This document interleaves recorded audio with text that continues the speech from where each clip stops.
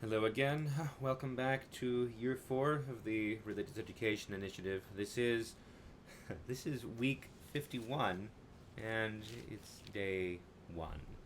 We're winding down very close to the end of things here. So, uh, last time we saw Ezra the priest lead the people in purifying themselves, laying aside all those who had led them into sin and pledging themselves once more to God. This time we will see what happened in the centuries after Ezra, who was present in Jerusalem sometime between the 450s and the 390s BC.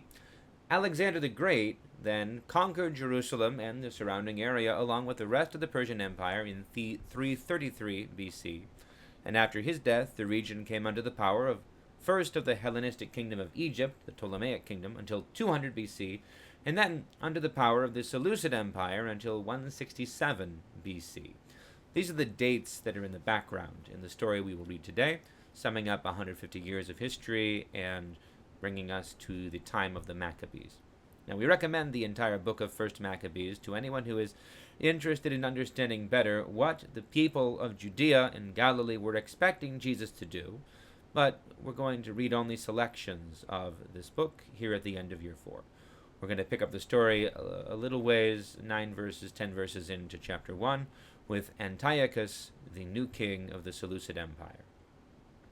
So, from them came forth a sinful root. Antiochus Epiphanes, son of King Antiochus, he had been a hostage in Rome.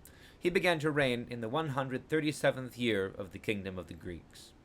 In those days, certain renegades came out from Israel and misled many, saying, "Let us go and make a covenant with the Gentiles around us, for since we separated from them, many disasters have come upon us."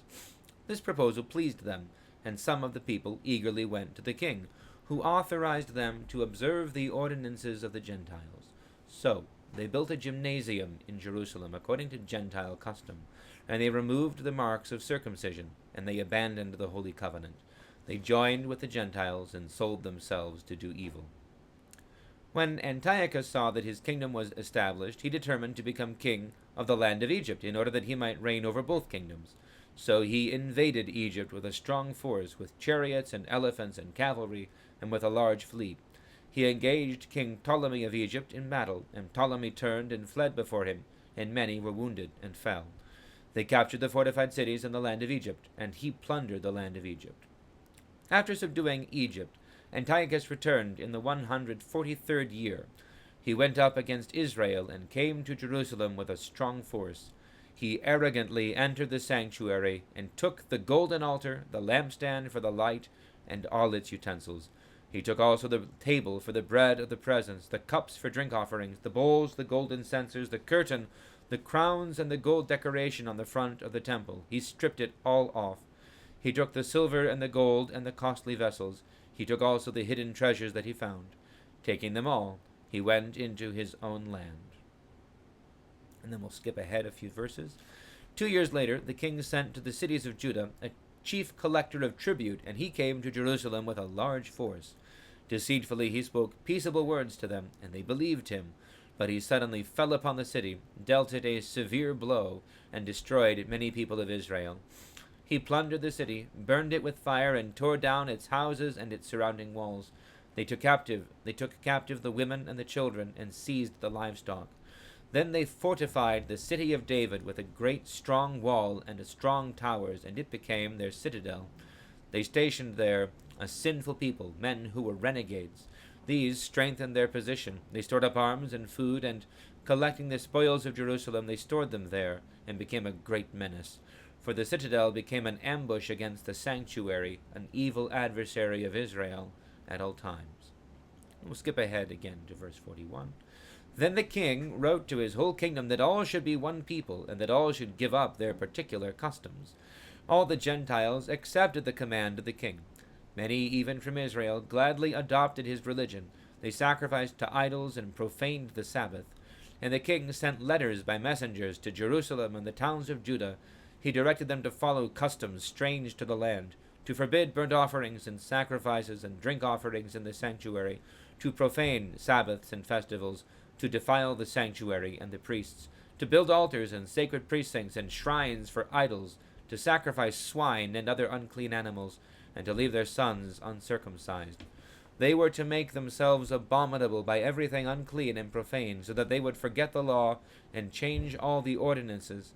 He added, and whoever does not obey the command of the king shall die. In such words he wrote to his whole kingdom. He appointed inspectors over all the people, and commanded the towns of Judah to offer sacrifice, town by town. Many of the people, everyone who forsook the law, joined them, and they did evil in the land. They drove Israel into hiding in every place of refuge they had. Now, on the 50th day of Chislev, in the 145th year, they erected a desolating sacrilege on the altar of burnt offering. They also built altars in the surrounding towns of Judah, and offered incense at the doors of the houses and in the streets. The books of the law that they found they tore to pieces and burned with fire. Anyone found possessing the book of the covenant, or anyone who adhered to the law, was condemned to death by decree of the king. They kept using violence against Israel, against those who were found month after month in the towns. On the 25th day of the month they offered sacrifice on the altar that was on top of the altar of burnt offering. According to the decree, they put to death the women who had their children circumcised, and their families, and those who circumcised them, and they hung the infants from their mothers' necks. But many in Israel stood firm, and were resolved in their hearts not to eat unclean food. They chose to die, rather than to be defiled by food or to profane the holy covenant, and they did die. Very great wrath came upon Israel. Okay. So this is what was happening about 170 some years before Christ's birth. And if we look at this and understand what it was that the people at the time of Jesus were remembering, it's actually a little bit challenging to, if we compare the situation under the Romans with the situation under Antiochus Epiphanes of the Seleucid Hellenistic Empire. The Romans are better, and there's a reason, as it were, that we don't see a successful rebellion at the time. But maybe, at least that's one perspective. But let's never mind that for a moment. Just this is as bad as it's ever been. Indeed, it's perhaps worse and more troubling, because we don't get any sign or indication that this is punishment from God, that the people have been faithless. This is just a terrible thing that's happening. This is, on the one hand, what was spoken of to Daniel, that there would be a sanctuary, that it would be rebuilt, but it would exist in a time of trouble for hundreds of years until the coming of the Anointed One. But one thing we should note here is the way that it speaks about the people, and it speaks about Israel, because it's talking in, this is in verse 53, it says, they drove Israel into hiding in every place of refuge they had. Now that's interesting, because just before they said many of the people, that's the Jewish people, the people descendants of Abraham, but many of the people, everyone who forsook the law, joined them, and they did evil in the land. And they drove Israel into hiding in every place of refuge. So here at the beginning of the book of Maccabees, to be a part of the nation of Israel is not considered to be a matter of blood or descent so much as it is a matter of faithfulness. Israel is those who, holding fast to the law, are driven out or are being killed. And that's important. We should also pay attention. In verse 54, it talks about the building, the setting up of a desolating sacrilege, or a abomination of desolation is the older translation. And that is to say, they set up on the altar of burnt offering in the outer court of the temple, the place where all the people would bring their offerings. They set up another altar, an altar instead, to offer to pagan, to the demon gods of the nations, to the idols.